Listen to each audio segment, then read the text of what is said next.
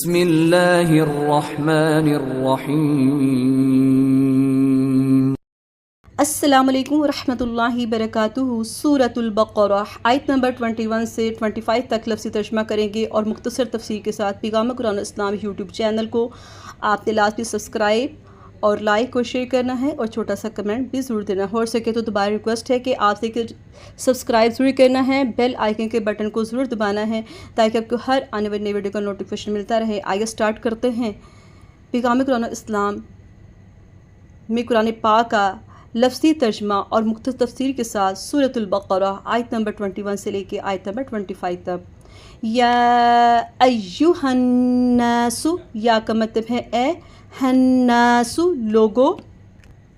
سعبدو تم عبادت کرو، ربکم اپنے رب کی، کمو کا مطلب ہے اپنے رب کی،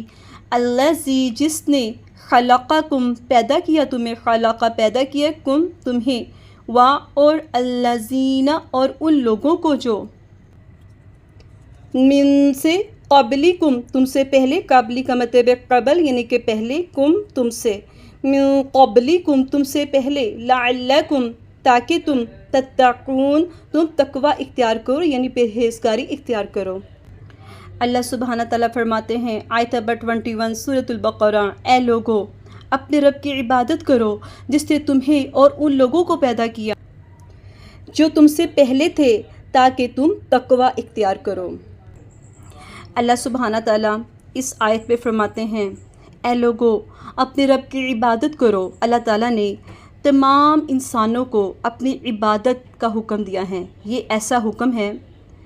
جس کے لیے اس نے بندوں کو تخلیق فرمایا ہے، جیسا کہ نا وَمَا خَلَقْتُ الْجِنَّ وَالْإِنسَ إِلَّا لِيَعْبُدُونَ، اور میں نے جنوں اور انسانوں کو پیدا کیا ہے تاکہ وہ میری عبادت کریں۔ یہ سورۃ الزاریات آیت نمبر 56 ہے۔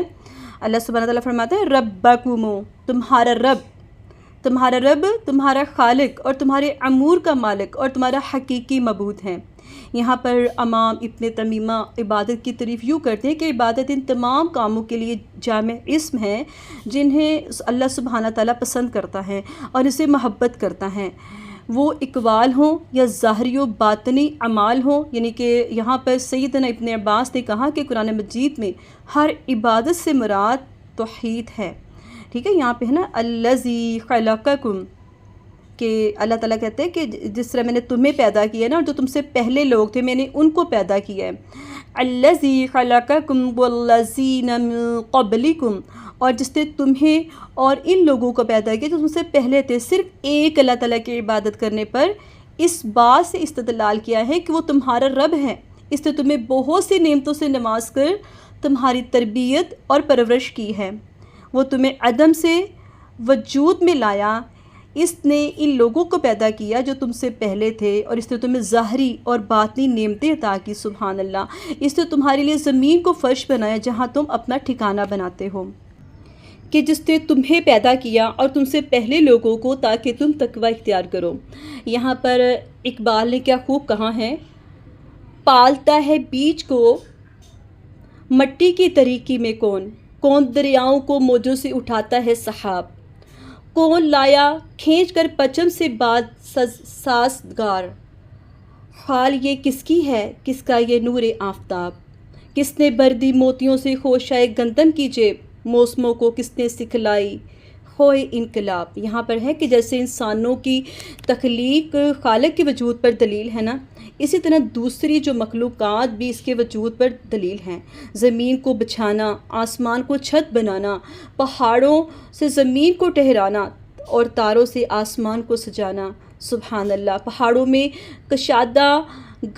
گھاٹیاں بنانا، آسمان سے ضروریات کے مطابق پانی برسانا، طرح طرح کے پھولوں اور پھلوں کا پیدا کرنا بنانے والے کے وجود پر دلیل ہے، اس لیے اس کی عبادت کرو، لعلکم تتقون تاکہ تم تقوی اختیار کرو۔ اس سے مراد ہے کہ تم دنیا میں غلط رویے سے بچ جاؤ اور آخرت میں اللہ تعالیٰ کے عذاب سے بچو۔ یہاں پہ مجاہد نے کہا کہ تم ایک اللہ تعالیٰ کی عبادت کرو، گے تو اللہ تعالیٰ کے عذاب سے بچ جاؤ گے، کیونکہ عبادت ایسا سبب ہے جو اس کی ناراضگی کو دور کرتا ہے۔ آگے اللہ سبحانہ تعالیٰ آیت نمبر 22 میں فرماتے ہیں، الذی جس نے جعل پیدا کیا لکم تمہارے لیے، لا کا مطلب ہے لیے، کم کا مطلب ہے تمہارے لیے، لکم تمہارے لیے، الارض زمین کو، فراشن فرش، والسماء اور آسمان کو، بناء چھت، وانزل اور نازل کیا اس نے، من السماء آسمان سے، ماء پانی، فاخرج فا کا مطلب ہے پھر، اخرج اس نے پیدا کیے یا نکالے، بھی ہی اس سے، من الثمرات کئی طرح کے پھل، رزقاً کھانے کو یا رزق دیا، لکم تمہارے لیے، لا کا مطلب لیے، کم تمہارے لیے، فلا تو نہ، تجعلوا تم بناؤ، للہ اللہ تعالیٰ کا، اندادن کوئی شریک، وانتم جب کہ تم، تعلمون تم جانتے ہو۔ اس آیت پہ اللہ سبحانہ تعالیٰ فرماتے ہیں، وہ ذات جس نے تمہارے لیے زمین کو فرش اور آسمان کو چھت بنایا اور آسمان سے پانی نازل کیا، پھر اس نے تمہارے رزق کے لیے کئی طرح کے پھل پیدا کیے، چنانچہ جب تم یہ جانتے ہو تو اللہ تعالیٰ کا شریک نہ بناؤ۔ اس آیت میں اللہ سبحانہ تعالیٰ فرماتے ہیں کہ الذی جعل لکم الارض فراشا، کہ وہی ذات ہے نا جس نے تمہارے لیے زمین کو فرش بنایا ہے اور آسمان کو چھت بنایا۔ اسی طرح سے کیونکہ اللہ تعالیٰ نے زمین میں وہ ساری قوتیں رکھی ہیں جو انسان کی زندگی کے لیے ناگزیر ہیں، اس نے زمین کو ہمارے لیے ہموار بنایا، اسی لیے زمین انسان کو لے کر ڈھلکتی نہیں اور انسان سکون کے ساتھ اس پر زندگی گزارتا ہے۔ وَالسَّمَاءِ بِنَاءً اور اس نے آسمان کو چھت بنایا، یعنی کہ ہر چیز جو ہمارے اوپر بلند ہے نا، آسمان ہے، اللہ تعالیٰ نے آسمان کو بغیر ستونوں کے بنایا ہے، جس کے نیچے ساری کہکشائیں، سارے سیارے ہیں جو اپنے اپنے مدار میں تیر رہے ہیں اور ایک دوسرے سے نہیں ٹکراتے، کیونکہ رب العزت نے فرمایا نا سورۃ المومن آیت نمبر 57 میں کہ یقیناً آسمانوں اور زمینوں کا پیدا کرنا اور انسانوں کو پیدا کرنے سے زیادہ بڑا کام ہے۔ آگے اللہ سبحانہ تعالیٰ فرماتے ہیں، وَأَنزَلَ مِنَ السَّمَاءِ مَاءً پھر اس نے آسمان سے پانی نازل کیا، یعنی کہ اللہ تعالیٰ کے حکم سے سورج کی حرارت کی وجہ سے سمندروں کا پانی بھاپ بن کر اوپر جاتا ہے اور وہ ٹھنڈا ہو کر بادلوں کی شکل اختیار کر لیتا ہے۔ بادلوں کو ہوائیں اللہ تعالیٰ کے حکم سے اڑا کر لے جاتی ہیں۔ اللہ تعالیٰ فرماتے ہیں، اور نازل کیا اس نے پانی، پھر اس سے تمہارے لیے کئی طرح کے پھل اگائے، کہ پھر جس علاقے کے لیے اللہ تعالیٰ کا ارادہ ہوتا ہے نا، وہاں یہ پانی بارش کی صورت میں برسا دیا جاتا ہے۔ آگے ہیں فَأَخْرَجَ بِهِ مِنَ الثَّمَرَاتِ رِزْقًا لَكُمْ، کہ اللہ سبحانہ تعالیٰ نے پھر تمہارے لیے اس میں سے نا کھانے کے لیے رزق کئی طرح کے پھل پیدا کیے۔ اللہ تعالیٰ نے زمین کے اندر اگانے کی قوت رکھی اور آسمان سے جو ہے نا پانی، ان کی بارش برسائی اور اس کے ذریعے ہر طرح کی پیداوار نکال کر رزق کے بہم پہنچایا۔ اللہ سبحانہ تعالیٰ نے زمین میں ایسی قوتیں انسان کے لیے رکھی ہے نا، اتنی قوت یعنی کہ جو انسان کے لیے مفید ہیں، انسان ان قوتوں سے فائدہ اٹھا کر رزق حاصل کرتا ہے اور اپنی زندگی بسر کرتا ہے اور لذت بھی حاصل کرتا ہے۔ آگے اللہ سبحانہ تعالیٰ فرماتے ہیں، فَلَا تَجْعَلُوا لِلَّهِ أَنْدَادًا چنانچہ یعنی کہ پھر تم اس کے ساتھ کیوں، اللہ تعالیٰ کے ساتھ کیوں کوئی شریک ٹھہراتے ہو، یعنی کہ اللہ تعالیٰ کو کوئی شریک نہ بناؤ۔ اس سے مراد ہے کہ عبادت کی مختلف اقسام ہے نا، کہ جیسے اللہ تعالیٰ کے سوا کسی اور کی عبادت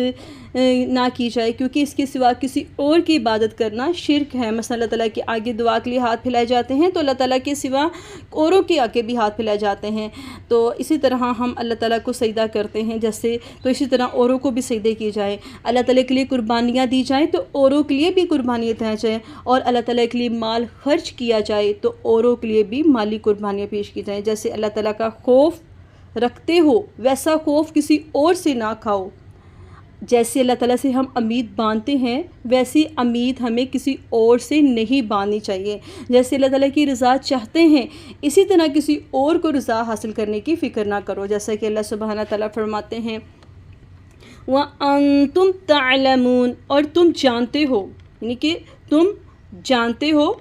کیا جانتے ہو؟ کہ سیدنا ابن عباس اور قتادہ نے کہا کہ تم جانتے ہو کہ اللہ تعالیٰ تمہارا خالق ہے. مجاہد نے کہا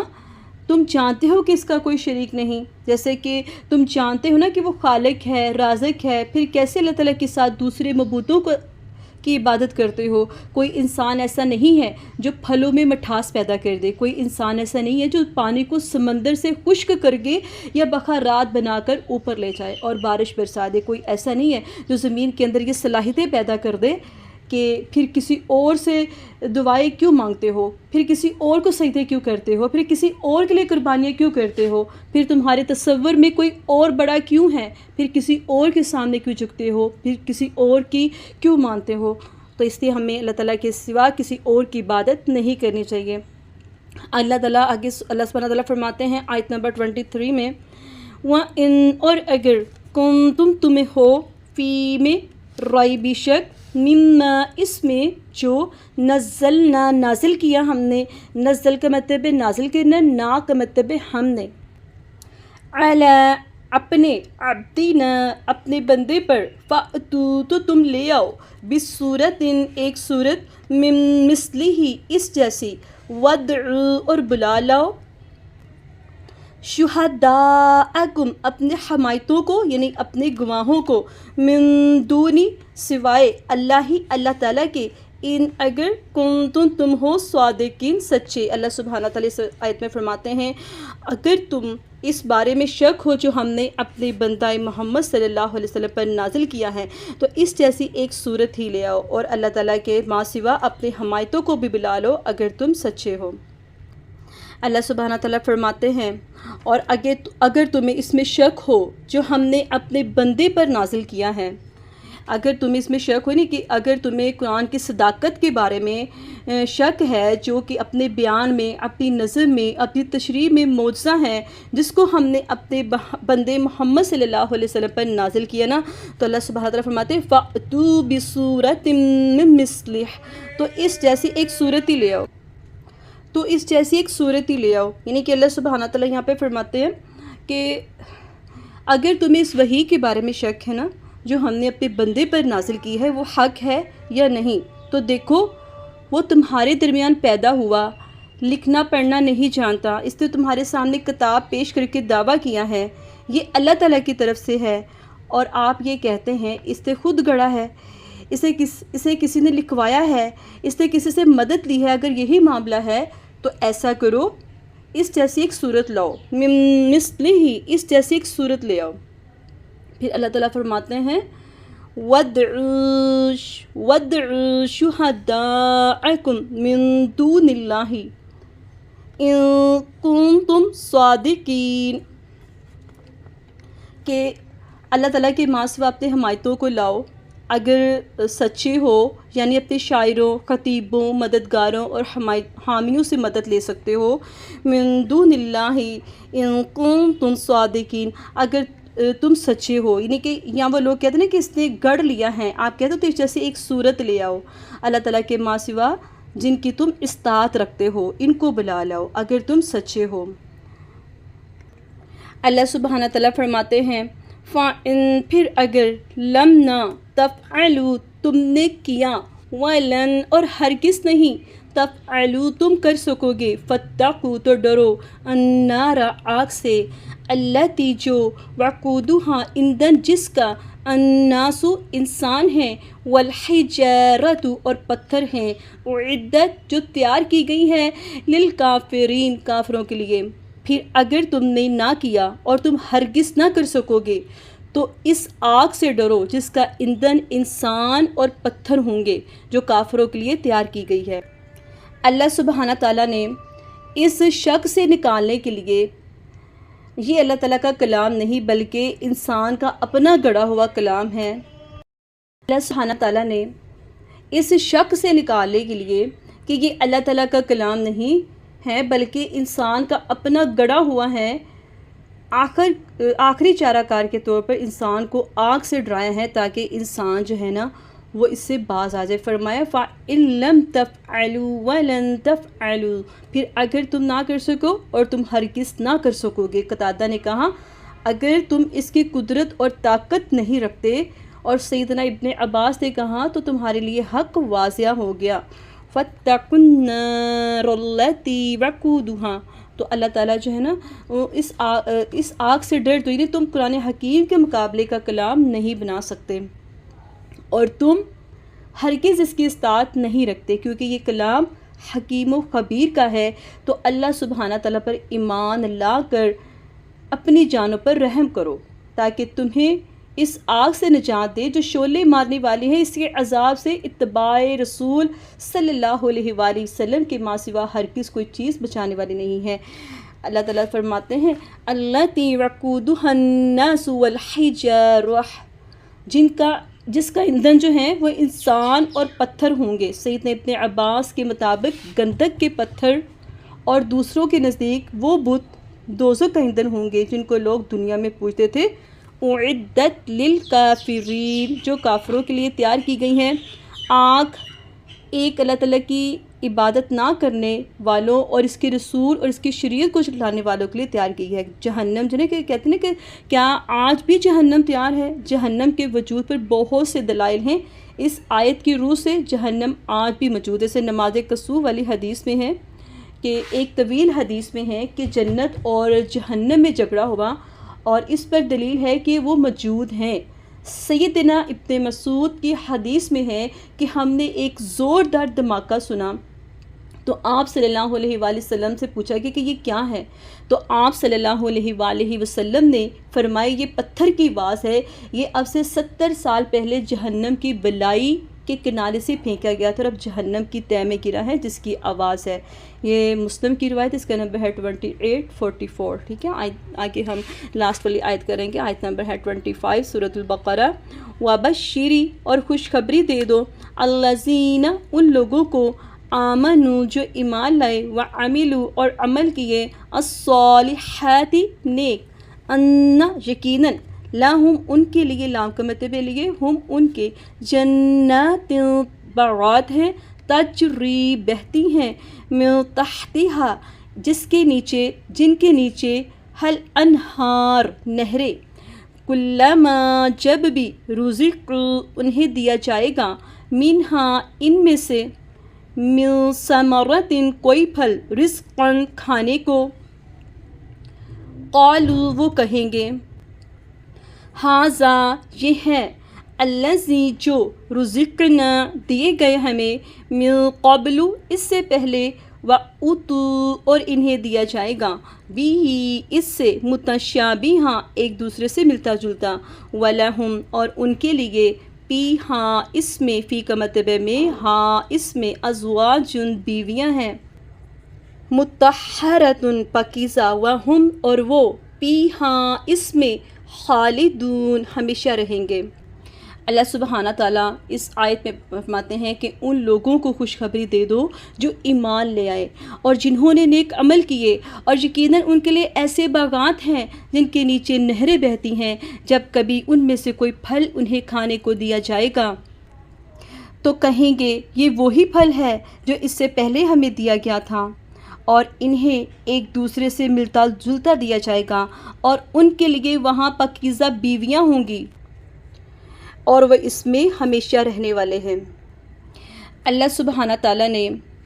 اس آیت میں اللہ تعالیٰ نے جو ہے قرآن مجید میں اپنے طریقہ کار کے مطابق جب کافروں کی جزا کا ذکر کیا نا،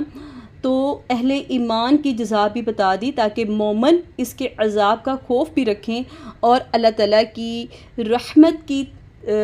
رحمت کی طرف رغبت بھی رکھیں۔ اللہ تعالیٰ نے ایمان لا کر نیک عمل کرنے والوں کی جزا کا ذکر کرتے ہوئے فرمایا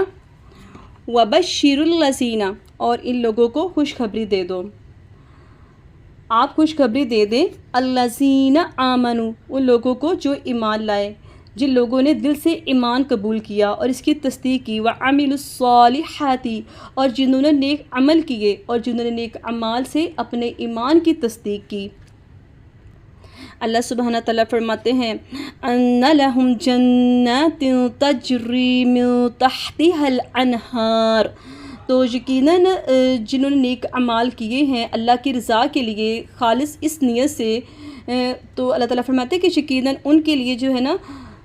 ایسے باغات ہیں جن کے نیچے نہریں بہتی ہیں، جنت میں دودھ، صاف پانی، شہد اور عمدہ شراب کی نہریں ہوں گی۔ تو اللہ سبحانہ تعالیٰ فرماتے ہیں کہ کلما رزقوا منہا من ثمرۃ رزقا، کہ جب بھی انہیں اس میں سے کوئی رزق کھانے کو دیا جائے گا نا تو وہ کہیں گے یہ تو وہی ہے جو ہمیں اس سے پہلے کھانے کو دیا گیا تھا، یہ وہی پھل ہے جو ہمیں اس سے پہلے دیے گئے تھے انہیں، حالانکہ انہیں ایک دوسرے سے ملتا جلتا دیا جائے گا۔ اہل جنت کو جب بھی پھل کھلائے جائیں گے تو پہچان جائیں گے، کیونکہ وہ یاد کریں گے ایسے ہی پھل دنیا میں ہمیں دیے گئے تھے۔ جنت کے پھلوں کی مشابہت نام یا رنگ میں ہوگی، ذائقے مختلف ہوں گے، جیسا کہ رسول اللہ صلی اللہ علیہ وسلم نے نماز کسوف کے دوران جنت دیکھی تو فرمایا میں نے جنت کو دیکھا اور اس میں سے ایک خوشہ لیا، اگر میں اسے توڑ لیتا تو جب تک دنیا باقی رہتی تم اسے کھاتے رہتے۔ یہ مسلم کی روایت ہے 907۔ اللہ سبحانہ تعالیٰ فرماتے ہیں وَلَهُمْ فِيهَا أَزْوَاجٌ مُطَهَّرَةٌ، اور ان کے لیے وہاں پاکیزہ بیویاں ہوں گی۔ اللہ تبارک تعالیٰ نے یہ نہیں فرمایا کہ وہ فلاں عیب سے پاک ہوں گی، کیونکہ یہ تطہیر و طہارت کی تمام اقساء پر مشتمل ہے کہ ان کے جو اخلاق جو ہے نا وہ پاک ہوں گے، ان کی تخلیق پاکیزہ پر مبنی ہوگی، ان کی زبان پاک ہوگی، ان کی نظر پاک ہوگی، ان کے اخلاق پاکیزگی ہے کہ وہ دلکش ہوں گی اور اپنے اخلاق حسن و عطاعت اور قولی فعل و آداب کے ساتھ اپنے شوہروں سے محبت کریں گی۔ وہ نیک سیرت اور خوبصورت ہوں گی، وہ نیچی نگاہوں والی ہوں گی اور ان کی نگاہیں اپنے شوہروں کے آگے نہ بڑھیں گی، ان کی زبانیں ہر گندی بات سے محفوظ اور پاک ہوں گی۔ وَهُمْ فِيهَا خَالِدُونَ، اور وہ اس میں ہمیشہ رہنے والے ہیں۔ اس سے مراد یہ ہے کہ جو لوگ جنت میں بسائے جائیں گے نا، اس سے جنت کبھی واپس نہیں لی جائے گی، وہاں وہ ہمیشہ کی زندگی گزاریں گے۔ رسول اللہ صلی اللہ علیہ وسلم میں کہ جنت اور جہنم میں جانے کے بعد ایک فرشتہ اعلان کرے گا اے جہنمیوں اب موت نہیں ہے، اے جنتیوں اب موت نہیں ہے، جو فریق جس حالت میں ہے اسی حالت میں رہے گا۔ یہ صحیح مسلم کی روایت ہے 7184، اور صحیح بخاری نے اس کو روایت کیا ہے، اس کا نمبر ہے 65 اور 45۔ سیدنا ابو ہریرہ سے روایت ہے کہ رسول اللہ صلی اللہ علیہ وآلہ وسلم نے فرمایا جو شخص جنت میں جائے گا چین سے رہے گا، بے غم رہے گا، نہ اس کے کپڑے گلیں گے، نہ جوانی ختم ہوگی، یعنی سدا جوان ہی رہے گا، کبھی بوڑھا نہ ہوگا۔ مسلم کی روایت ہے، اس کا نمبر ہے 28 اور 36۔ رب ابنی لی عندک بیتا فی الجنہ، اے میرے اللہ، اے میرے رب میرے لیے اپنے پاس جنت میں ایک گھر بنا دے۔ یہاں پہ ہم سب اپنے لیے دعا کریں گے کہ یا ارحم الراحمین، جو یہ قرآن پاک کی تفسیر سن رہے ہیں یا سیکھ رہے ہیں ان کو بھی اور ہمیں بھی، جو یہ دعا سن رہے ہیں یا ارحم الراحمین، ہم سب کو جنت الفردوس پہ جگہ عطا فرمائیے اور ہم سے راضی ہو جائیے، آمین۔ تو آپ امید کرتی ہوں کہ آپ کو ہمارے سمجھانے کا طریقہ بہت اچھا لگا اور آپ نے اچھے سے سمجھ لیا۔ تو آپ سب سے ریکویسٹ ہے کہ آپ نے ہمارے چینل پیغام قرآن اسلام کو لائک، شیئر اور سبسکرائب ضرور کرنا ہے، اور ہو سکے تو چھوٹا سا کمنٹ دے دیا کریں، ہم آپ کے لیے اتنی محنت سے ویڈیو تیار کرتے ہیں۔ جزاکم اللہ خیر فی الدنیا والآخرہ۔